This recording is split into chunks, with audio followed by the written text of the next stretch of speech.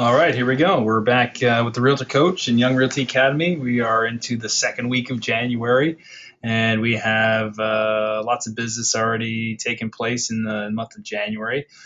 But most people don't even have their business plan set, and they don't have their goals set, more importantly, for the year. It's a new year, a new beginning. The beauty about a year anniversary, a lot of people use January 1st as the anniversary, but January 16th is a new year for your anniversary if your business calendar year starts next January 16th. So every day is the start of another new beginning, and that's the way you have to look at it. So don't be discouraged if you don't have your goal and your business plan set. But today, I really want to walk you through goals. It's very specific of what goals are, what they're not, what people actually set, and how to set bigger goals. It seems easy, but it's not that easy for most people. And when it comes to sort of the ABCs of your ABCs, we're going to get into three different categories of goals. Most people set what we call A goals. The problem with A goals, they don't sort of propel you forward to sort of higher levels of achievement. B goals and C goals are really what we're going to be focusing on today. That is what's going to pull you through. One example, one of my goals this year for the Academy is to do a live presentation every week for the entire year. It's 52 presentations. It's a lot of work to do for the entire year, but I'm up to the challenge. The difficulty with that, had I not set that goal, I actually set that goal last December, just getting a game plan for the new year. Had I not set that goal and had I not followed up with the persistence chapter, I would not even be presenting this today. So last night I didn't have this presentation ready to go. It was 11:30 at night. I was finalizing the details of it, and it was only because I had read the chapter on persistence in Napoleon Hill's Think and Grow Rich. And in that chapter, it says you have to continue to pursue, to be persistent in your goal setting. And had I not read that chapter, I probably wouldn't have done this presentation today. But I understood that the importance of doing it, being persistent. If I didn't do this today, that means I would have missed 1 week in my goal, which is not the worst thing in the world. But that being said, now that I'm here, I'm presenting. I'm still on track to hit my targets for the entire year. And what a library and database we're going to have by the end of the year. We have 52 new segments this year, which is it's a lot of new information. So that being said, let's get started. So with that story in mind, goals pull people. They don't push people. There's a big misconception out there. Most people think goals push you through sort of your, not laziness, but your procrastination, your excuse making. They think they will push you through that. Goals don't push people, they actually pull you. And the difference is a pushing goal or something that's pushing you is you're going to be pushed in a direction that you don't necessarily want to go in. A pulling goal is something that's going to pull you in the right direction. And the difference is, let's take for example you've injured your back. I've got a slightly injured back, and if I were to motivate myself to go to the gym and push myself, I may push myself into injury. The difference is it had to have a goal to be more of a well-rounded, physically healthy individual. That goal is going to pull me to go towards a chiropractor or a physiotherapist or to get a trainer to figure out what's going on with my back. So the difference there is you're going to potentially be pushed in the wrong directions if you think pushing goals are what you need. What you need is a pulling goal. And a pulling goal is you're going to have a goal that's so deeply ingrained within yourself through your subconscious mind and your emotional feelings towards it, your desires. It's going to pull you in the right directions. For me, I've got many businesses. I've got 8 different corporations, and they all do different things. They all have different goals and directions, but they all ultimately end up at my ultimate goal. And that ultimate goal always pulls me in the right direction. And when I have a difficult time with making a decision, I always go back and revert back to that goal. And what happens is that goal always pulls me in the right direction. It always gets me out of a bind in a decision-making process. And the importance of January, we're going to be doing 4 segments on, like last week we did about persistence. This week we're talking about goals in general. Next week we're going to be talking more about business planning. And the reason why I want to take the entire month of January to talk about goals and goal setting, the importance of it, is because if you do not lay the groundwork now in January, February, March, April, May, June, they're all going to be missing out on sort of where you need to go, where you need to be pulled, what direction you need to go in, what buyers or sellers you need to speak with, what websites do you need, what strategies, tools, techniques do you need for your business, and when you have the right goal, it pulls you in the right direction. So that's why January is going to be such an important month for everybody to game plan, business plan, goal plan. You have to do all this. So what goals are not? So goals are not intended for you to create a destination point. Yes, you're going to have a target, but they're not even necessarily a target. For example, if you're going to be on a plane from Toronto to Montreal, yes, it's important to have the target of Montreal, but the goal is to get to Montreal safely. Okay, so that being said, if you don't want the plane to going off course in an unsafe manner and saying, oh, let's just get to Montreal anyways, even though we have to fly through a snowstorm, you're better off to get rerouted somewhere to Ottawa, let's say, and then take a car into Montreal. You still get to the target, but you don't want to necessarily only be so focused on that end goal with your process and your plan in place. So goals are not a destination. It's not a target. It's not an ending. Goals really are there. They're intended for you to grow as an individual. Goals are intended to coach you, to grow you, to develop different things in you that are inside of you that you may not even know you have. So really what goals are, they're propellants.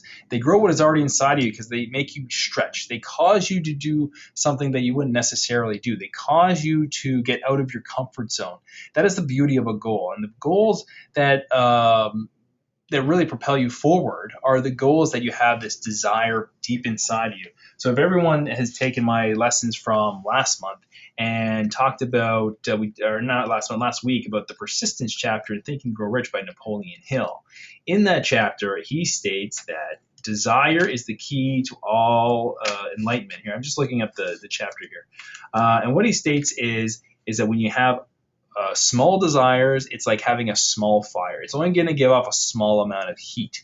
And one way to sort of spark that heat and grow that flame and grow that desire for what you want is to put a propellant on it, gasoline on a fire. You have an explosion in a rocket ship to propel you faster and further. And all of this happens because of goals. And goals will pull you to something. But again, if you do not have that desire, if you do not have that emotional attachment to it, then it's just not going to happen. For example, in the movie The Secret, the problem with the movie The Secret, if you've never watched it, you should watch it. It's a great movie. They talk about the law of attraction. Now, the reason why it's been such a popular, successful movie is over 400 million people have watched the movie The Secret, which is a staggering number of people if you think about it. It's almost like the magic pill in your diet plan. So if there was a magic pill that you could take and you could lose weight without having to go to the gym or eat properly, or you could eat whatever you want, just take a pill and lose weight, look, everybody would want that. And there's no difference when it came to this movie. People thought when they saw the movie that you could just think about something and all of a sudden it would just fall in your lap. There's some truth to that, but they didn't really go into full depth in the movie. And really what you need is three components to achieving anything in using the law of attraction. When it comes to the law of attraction, yes, you need the thought. Okay, you need to sit down and think about what is the goal that you want. Okay, if you could have anything on this planet, what would it be? Okay, you have to really imagine it. But a part of that imagination has to have an emotional tie to it, which is the second step. There's so many people I speak with, and we talk about goals like we do interviews all the time here at Young Realty, and we hire people. And usually one of the first things I always talk about is what they want to earn selling real estate. It gives me a lot of insight into how their mind works and thinks, which is the reason why I ask it. I don't ask it to just for a random number. I do it just to see where they're at currently so that I can help them propel themselves forward. The challenge with that when it comes to people and you say, look, if you're earning $100,000 a year and I say, I want you to earn, would you be happy earning $1 million? And sometimes like, yeah, they're okay. They're not that into it. If they earn it, great. If they don't, well, it doesn't matter. They didn't have it anyways. That is not a strong emotional attachment to something. That is not a strong desire. So again, going back to the law of attraction, there's three components. One, you have to have a thought. You have to have a goal. Two, you have to have this emotional attachment to something. That emotional attachment has to be a very strong emotional attachment.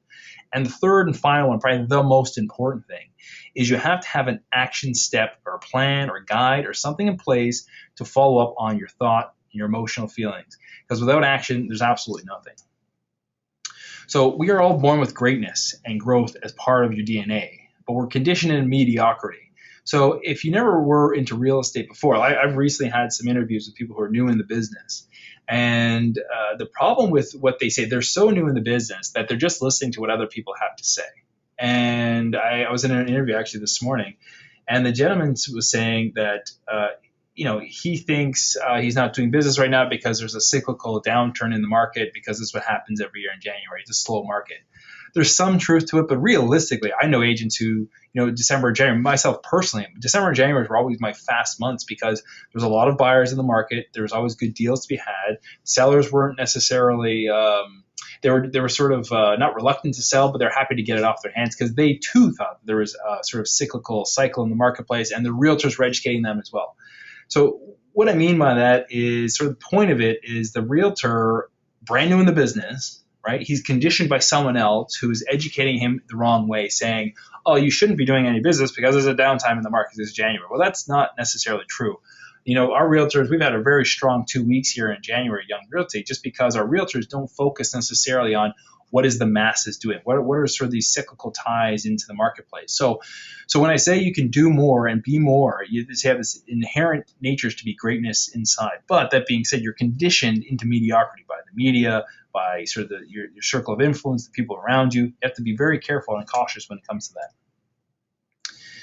So some key points about a goal. So a goal is something you have never done before. The problem with a lot of people, and as we're going to get into this, what A goals are, people want goals that they already know how to do. And I'm going to get into a story about myself later on in this segment. But you have to have a goal that, one, you don't necessarily know how to achieve it.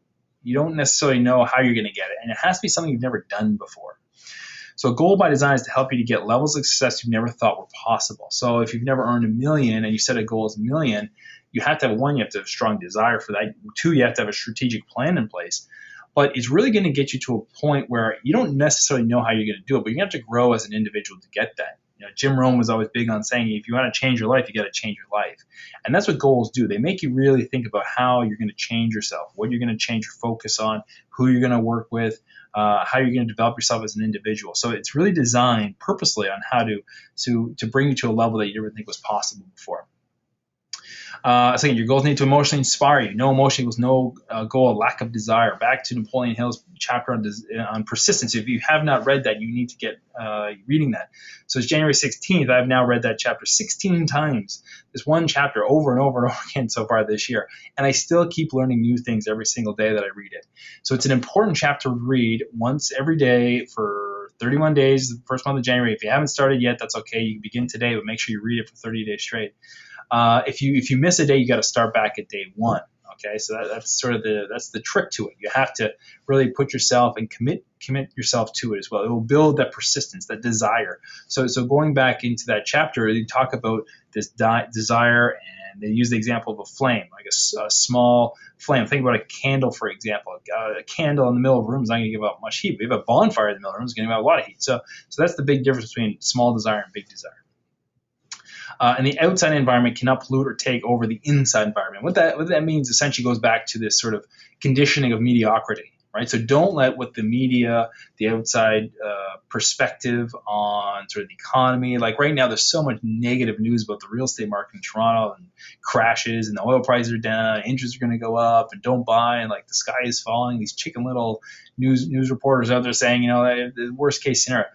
I'm seeing completely the opposite in the actual results that are out there right now so far in the first 2 weeks of the market. It's a very fast market. We're already into a spring market numbers when it comes to showings and appointment bookings and actual transactions that are occurring. So don't listen to the outside environment. Know that inside what you want, you can achieve. It doesn't matter what's going on the outside. So if you don't have a goal, what are the risks of not having a goal? The problem with not having a goal is you're essentially adrift in the marketplace, right? You're going to get pushed and pulled in all these different directions, and you're going to go down roads that you don't necessarily want to go down with no destination. Any road will get you there. And I'm not even sure who said that. I can't take credit for that quote, but it's a famous quote that if you don't know where you're going, any road will take you there. And it's so true if you think about it, because so many times I speak to realtors and they don't even know where they want to go. So what do? They go to a seminar, or they go and do a different website, or they take some kind of coaching, or they do a different marketing thing, and they're doing all these different things, but nothing's really ending up in the result they want because they don't really know where they want to go. So will a website help you? Yeah, to a certain degree. Will seminars help you? Yeah, to a certain degree. But if you're not going in the direction that you want to go, then what's the point of even doing those other things? So that's why it's so important to have it. You don't want to be in the middle of an ocean in a boat with no rudder and the engine's on and it's adrift and it's just going, but you don't know where it's going. That's the worst way to go through life. And you wouldn't go to the airport without a final destination point either. It sounds kind of ridiculous, but to go to an airport and say, yeah, I'd like to get on a plane, and the stewardess would be like, oh, where do you want to go? Like, oh no, I just want to get on a plane. They wouldn't even let you for starters. But to go to an airplane where you can go anywhere in the world and you don't know where you want to go, it's very difficult to even start the travel, start the journey. So that being said, you really need to focus on where the ending point or the sort of goal you'd like to make, where you want to go. So that'll allow you to go down the path you want to go down. Okay, so goals, very simply, we've broken it down into 3 categories: A goals, B goals, and C goals. This is the simplest thing you'll ever hear in your life. So A goals are very simple. It's goals you already know how to do. So often in time, people will come to me and they'll say, like, what are you currently earning in your income right now for real estate? Well, the average North American real estate agent, according to the National Association of Realtors, is $47,000 in a calendar year. That was for 2014 numbers, okay? And a lot of the times, realtors come to me and say, yeah, I want to do that again this year. Well, if you did it last year and you want to do it again this year, there's not really a goal. There's something in there that's going to stretch you. Okay, it's like you have a new car and you want to buy a new car as your goal. Well, you already know how to buy a new car, so what's the point of even having that as a goal? Just go and do it. So that's where most people, I would say 80+% of the people out there have goals that they already know how to do. And that's really why they're not growing. They're not, they fail a lot of the times, especially look at the work. I always go back to sort of working out in January. People, the gyms and the first 2 weeks, it's probably even weeding out people now this week, but I'm sure by next week, there'll be like probably 50% less of the people that were there this week and the week prior. So people don't necessarily have that goal of pushing them, of growth, of where you want to be in life, these B goals and C goals. A B goal is a goal you think you can achieve. You're not 100% sure you can get it, but if you had a plan in place and you follow that plan, you may be able to hit your targets. So what I mean by that, let's say you're an average realtor, you're $47,000 a year, and you want to earn $1 million this year. Well, you don't know how to do that because you've never done it before. Okay. Can you do that? I would say realistically, if you've never done that before and this is your second or third or fourth year and you've always done the same amount of money every single year, the likelihood of you doing what you need to do to earn that is not going to happen. Now, it sounds a little pessimistic, which is not like me to say, but it's realistic. And being realistic is can you grow? Can you go from 47,000 to doubling that and then tripling that the next year and then quadrupling that, et cetera, and have a 4 or 5 year plan where you're going from 47,000 to $1 million? Yeah, absolutely. That's exactly what I did. My first year in business, I did $40,000 a year. My second year in business, I did $125,000 a year. My third year in business, I was over $300,000 with just sales, but I also had investing tied into that. I was over $500,000 in that third year if you combine the two. And then when you get into the fourth and fifth year, I was well over that. And so it happens, but you have to have a plan in place. And if you don't follow that plan, well, what's the point, right? So there's no point of actually pursuing a goal if you don't have a plan in place. But the ultimate goal, the real reason we're talking anything about goals today, is to have a fantasy goal. And that's what we call C goals. C goals are the goals that pull you through life. These are the goals that guide you to make decisions. It puts you in certain directions and it allows you to be pulled in a direction where you don't necessarily know you want to go. So there's a lot of, I don't want to get too spiritual, but there's a lot of speakers out there who say, let go and let God. And what that means is you have to let go of your reality and just let sort of the ether, the spiritual God, figure, whatever you want to call it, the universe, just let that pull you to where you need to go. There's a lot of things I've done when it comes to business that I didn't think I'd ever be doing because I'm being pulled in a direction that I don't even know where to go. And that's what the C goal does. It pulls you to where you need to go. It will direct you the right path. So just back on that point. So C goals, if you're sitting down, so to give you some reference points, it took me from the time I learned this, it took me almost 2 full years to really pinpoint down what my C goal is. My C goal has not changed now in 4 years, going on 4 years. And one sort of reference point to use when you're looking to develop it. You have to say, if time and money were no issue, what do you want to be doing every single day of your life? And a B goal is different, where a B goal is more business focused, financially focused. It's a shorter term goal. A C goal, you generally don't know what the timeline is for it. It's a goal so big that, if you had it, you would really sort of say, look, I have fulfillment. This is sort of really who I want to be, where I wanted to go. And you have to use the reference point of time and money were no issue. A lot of times when it comes to B goals are attached to a time, right? They're attached to a timeline. This is what I'm going to do for the calendar year, and they're attached to money, right? So that if I had, 10x more revenue, I could do 10x more in marketing, which would result in a 20 times increase in my revenue for the year, or something like that. So that's time and money component. With C goals, you have to let all that go. You really have to take the time and sit down and think about it. It's hard to do. It took me, like I said, almost 2 full years to really pinpoint down what the goal was. But now that I've had it, it's really pulling me faster than I thought it would towards my goal. I'm actually, so my goal is, I broke it down into a very simplified plan. So you see, originally it was a 40-year plan. And now that plan is now in half. So it's now, I only have 20 more years to go to that plan. So I'm actually propelling myself forward, because every year, every day I look at this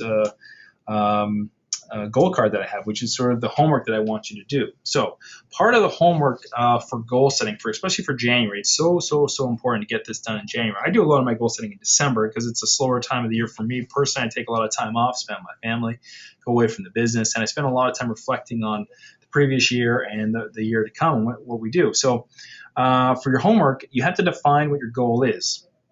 So define your A goals, your B goals, and your C goals. Once you define what your A goals are, which you already know how to do, throw those out, okay, because they're absolutely useless. That's step 2.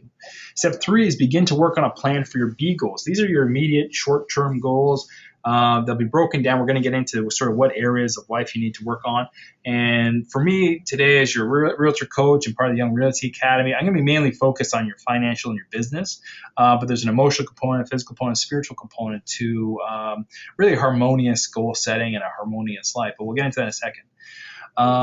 So part 3 is begin to work on the plan for the B goals. And step 4 is write down your C goals and begin to form an emotional bond with it. So it may take you some time. Like I said, it took me 2 years to really formalize and finalize this goal.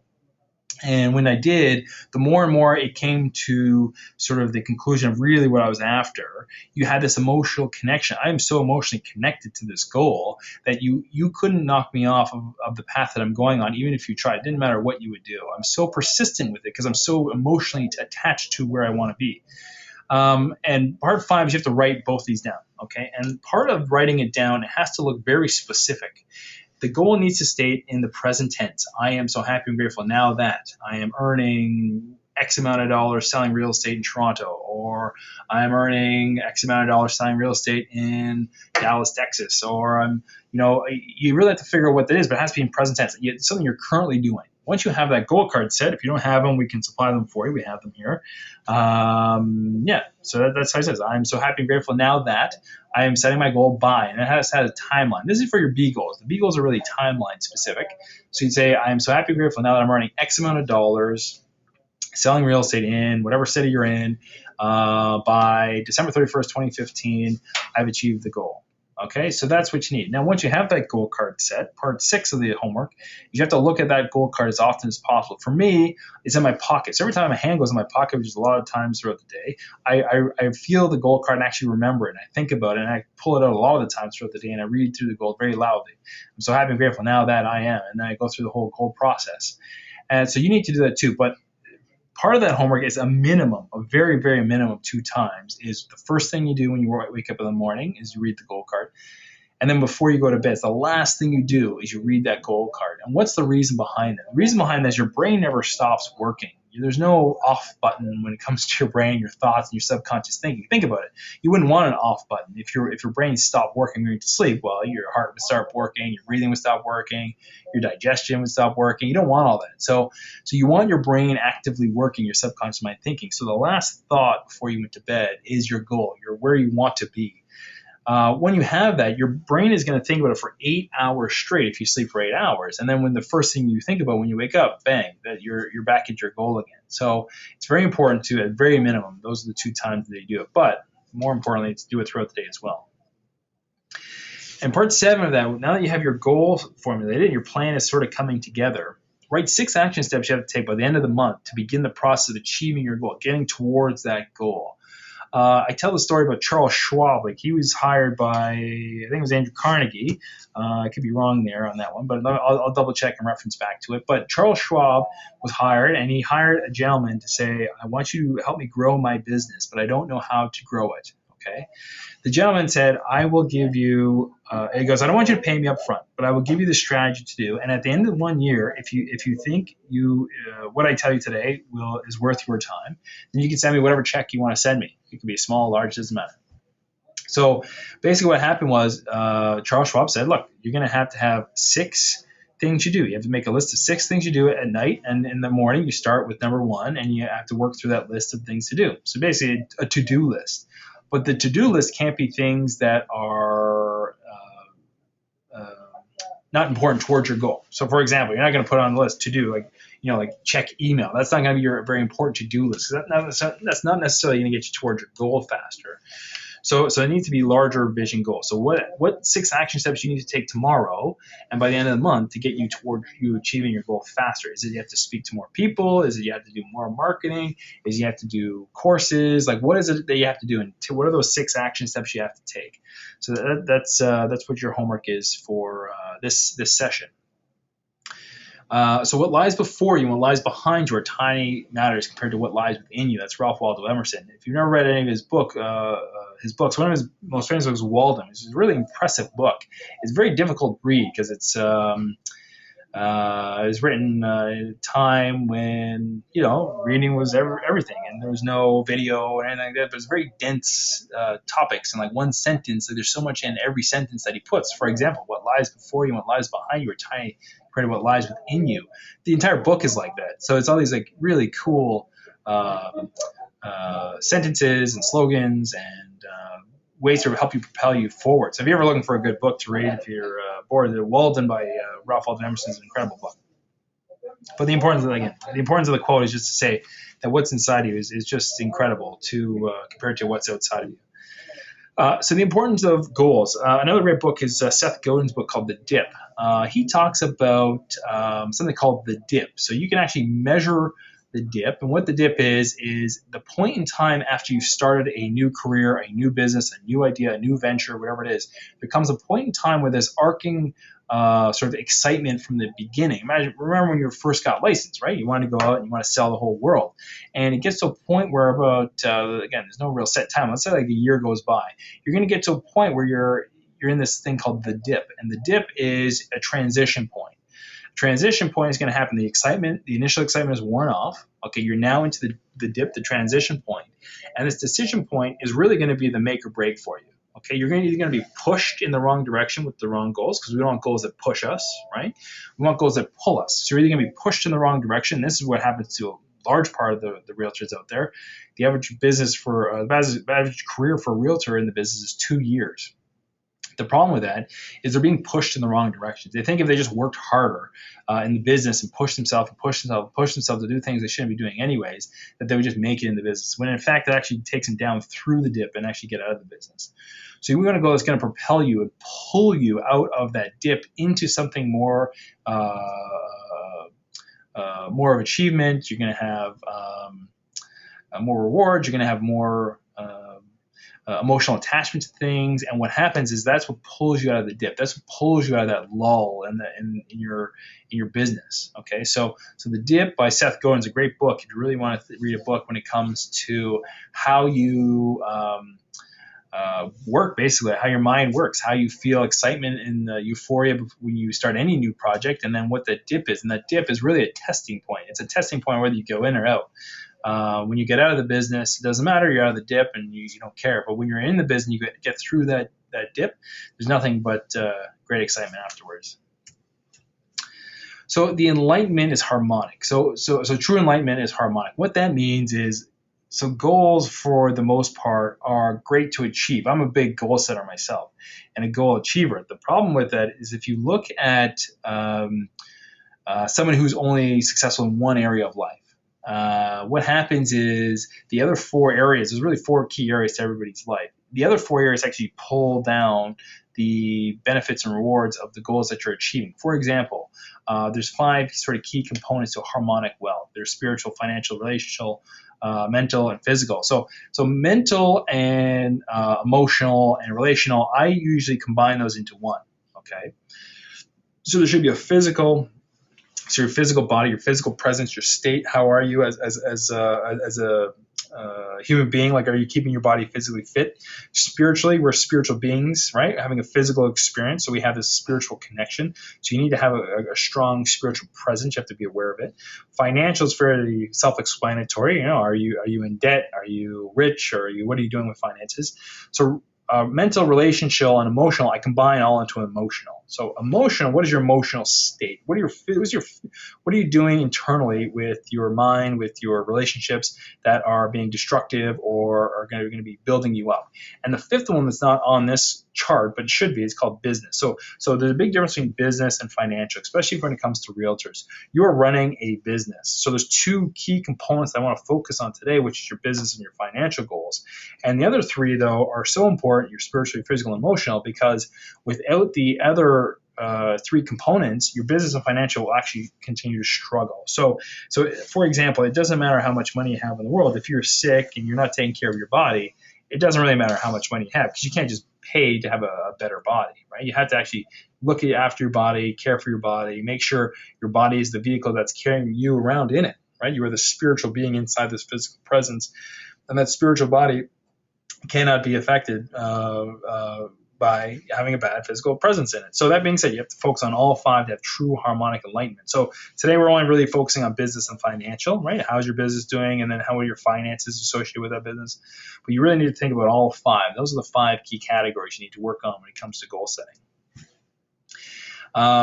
So me, I'm a big goal achiever. I practice what I preach. I've got goals for every single company I've got. I've got sort of benchmarks and levels that I need to achieve, and I've got goal cards all over the place, in my pocket, in my jackets, in my home, everywhere. So for me, I'm very goal oriented, and what that's allowed me to do is achieve a lot of things in life, right? I won every athletic award I aspired to win. I was on the All-Canadian team when I was in university. I won every single kind of award you could think of in university level football. That propelled me into playing professional football. I was a millionaire before I was 30. I made all my wealth through real estate sales and investing. I have several companies. I got 8 companies, 2 of which I'm really focused on this year: Young Realty Academy, and the franchising of it all. So I have goals for all of these. So I'm very goal oriented. So if you want to look at any successful person out there, not that I'm necessarily successful, but I'm successful in relative comparison to the vast majority of people out there. Every successful person out there has goals, and they have goal setting. They have goal setting sessions. One of my mentors, we have an entire course. It's a 2-day course that we go together, and we actually have a goal sort of like brainstorming session, mastermind group, where all we're focusing on how to propel ourselves forward in this goal setting. But here's the cautionary tale. I sort of, talked about this earlier on the segment. So here's my cautionary tale: is setting the wrong goals will set you up for failure. And what do I mean by that? So A-type goals is you knew how to do these goals, and once the goal was reached, the realization is that you used the wrong goal was too late. So let's say, for example, you're earning $47,000 a year, like the average North American realtor does, and you say, "Oh, okay, I want the goal to be $100,000 next year." Okay, so it's an okay goal. It's not great. It's not really a pushing. It's not really a pulling goal. Okay, it's maybe a pushing goal. You're pushing in the wrong direction. So if you set a target of 100,000 and you achieve that, are you going to be happy, or is it going to be a disappointing goal? For me, I was disappointed when I became a millionaire before I was 30 years old. The reason why I was disappointed because I could have set the goal at 10 million. I probably would have hit that same target. So the issue with that is you have to be cautious of the goals. You have to really focus on these C goals, these fantasy goals. So I was happy with the accomplishments I've gotten, but had I set bigger goals, I would have achieved bigger things. I would have bigger monuments in life. I would have had larger, portfolios and all this stuff had I set the bigger goal. But that being said, my cautionary tale was I was really setting A goals. I was setting goals I knew I could get. I knew I could be a millionaire by the time I was 30, and I did that, right? So it was fairly easy. I just set a plan, and the plan was in motion, and it happened. I knew I could make professional football because I knew some of the guys who were in it, and my brother played professionally, so I knew what they did. So I knew that was the goal. The problem with me was deep down inside, my emotional attachment wasn't just to make the team. My emotional attachment was to be successful on the field, to be a contributor to the community, to be a Hall of Famer. That really was what the goal should have been. And my goal shouldn't have been just to make the team. So it should have been a contributing partner of that team, but it just wasn't. So a cautionary tale is, if you're going to set goals, make sure they're big goals. So again, moral of the story: when setting goals, set them big. Donald Trump always says, if you're thinking, you might as well think big anyways. Okay.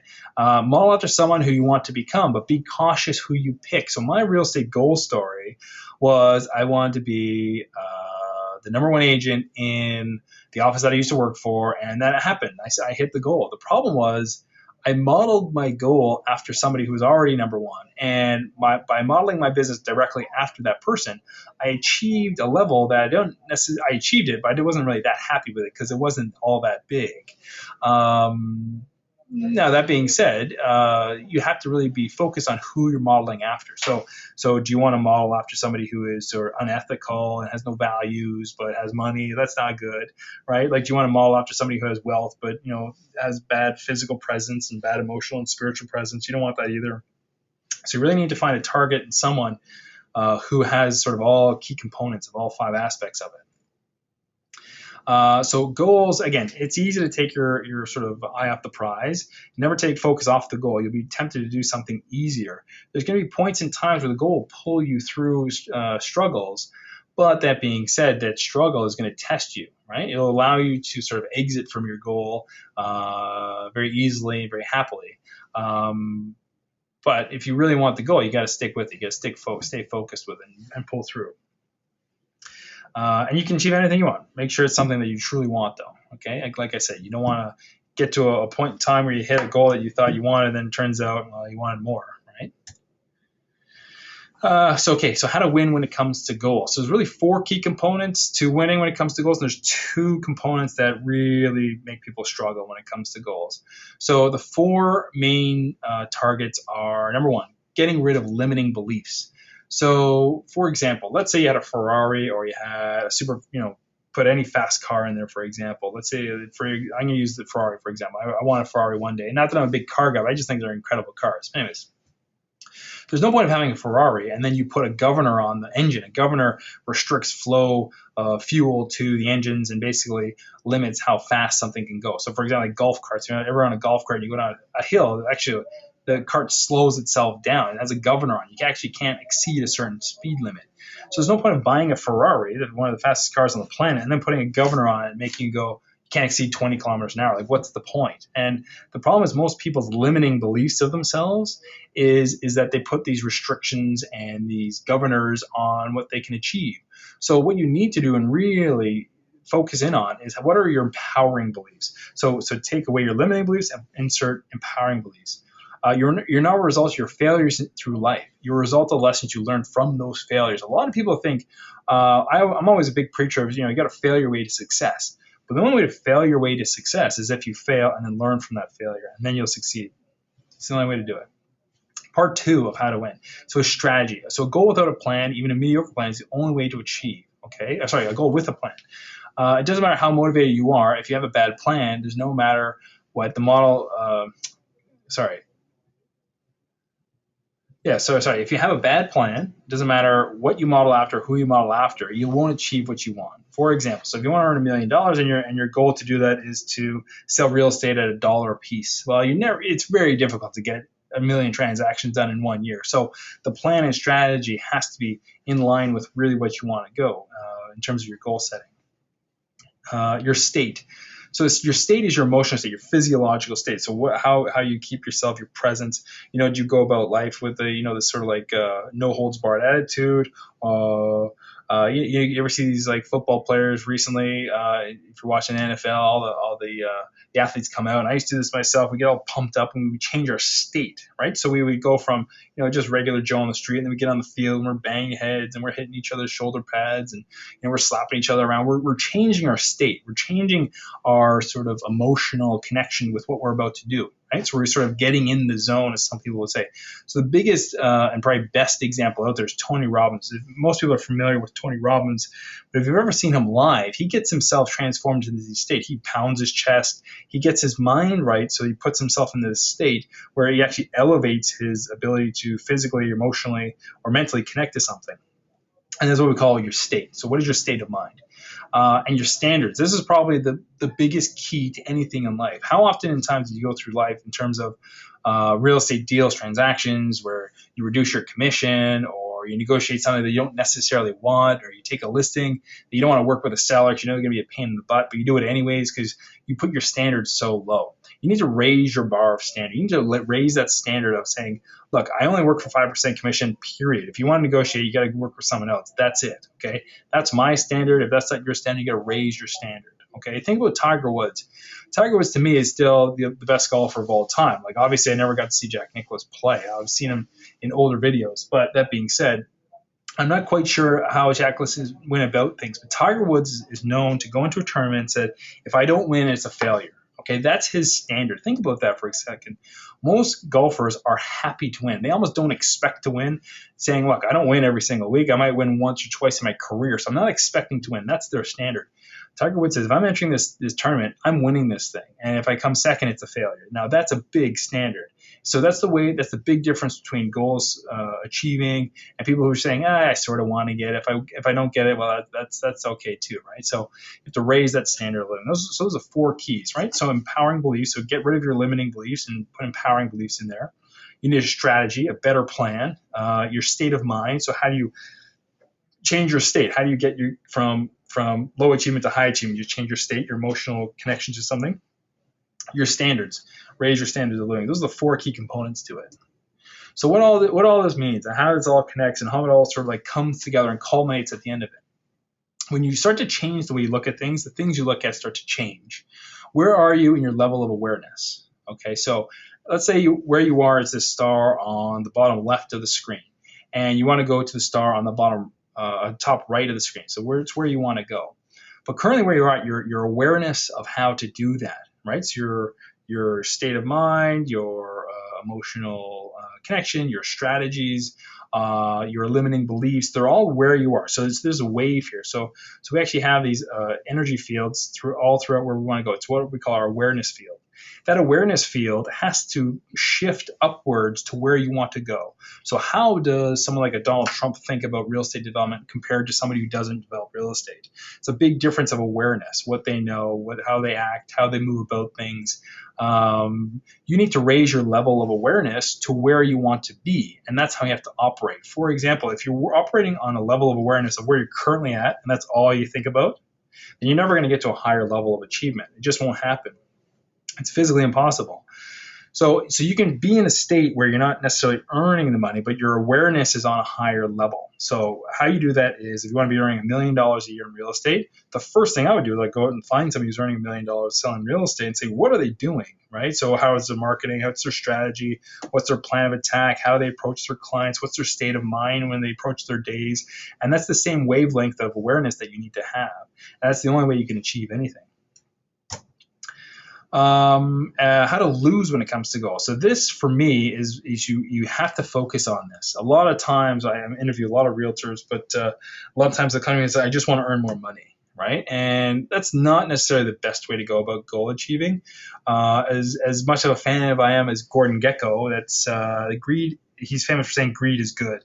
Greed is technically not good. It's actually it's disempowering. It takes away from who you are. It has upside down values. So when you have upside down values, if you put money before family and health and sort of spirituality and your emotional, what happens is you actually take away from your goal setting, actually retracts what you may be able to achieve the money, but eventually it'll all catch up to you and you actually won't have anything. So greed is not good. What is good is passion. Passion is amazing. Ambition is incredible. If you have ambition to do more and get more, that is what drives you through life. It's not greed itself. So one, you have to make sure your values are in line. They're not upside down values. Number two is ethics. So what do you do when no one's around? You have to stay true to yourself and no excuses. It's easy to be in an environment where we are today, in like a webinar or something like that, and you're thinking about these positive thoughts and where you want to go and goals and all that stuff. But if I'm not around and you're not around a group of people, where are you going to be in life? What are you going to say? What are you going to have limiting beliefs? Is your state of mind negative? Are you not going to actually take action? So your ethics of who you are and what you do when no one's around, that's really going to make the big difference between winning and losing when it comes to goal setting. I think this is So action for me is the bridge to success. So Jim Rohn said discipline is the bridge between goals and accomplishment. Where you want to go and where you are today, there's a big gap. Okay, well, so something could be small, it could be big, but whatever that gap is, the only way to bridge that gap is through taking action steps. Jim Rohn says it's discipline, but for me, discipline is giving yourself an order and following through with that order.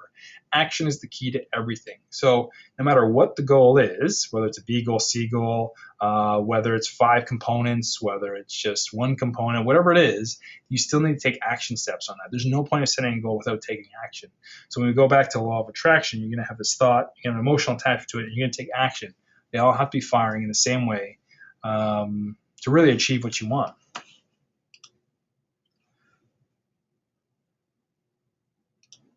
So that's it for today's session. If you have any questions, I will open up to questions. You can type the question at the bottom right of the screen under the GoToMeeting control panel. If you have a question, you can ask it now, and I'll answer the question. Otherwise, that's it for today's session.